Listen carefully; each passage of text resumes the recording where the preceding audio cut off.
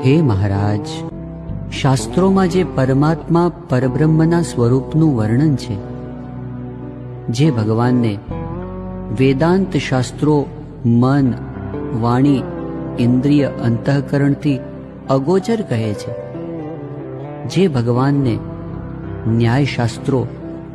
અનુમાનથી સિદ્ધ કરવાનો પ્રયત્ન કરે છે, તે જ ભગવાન, તે જ પરબ્રહ્મ પુરુષોત્તમ આજે સંતો ભક્તોની વચ્ચે, અમારી વચ્ચે અમારા જેવા થઈને રહે છે. સર્વ સુખના નિધાન, સર્વ આનંદના ધામ એવા સહજાનંદ સ્વામી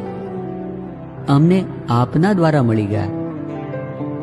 એ અલૌકિક સુખમય મૂર્તિ, અલૌકિક રસમય સલુણી મૂર્તિ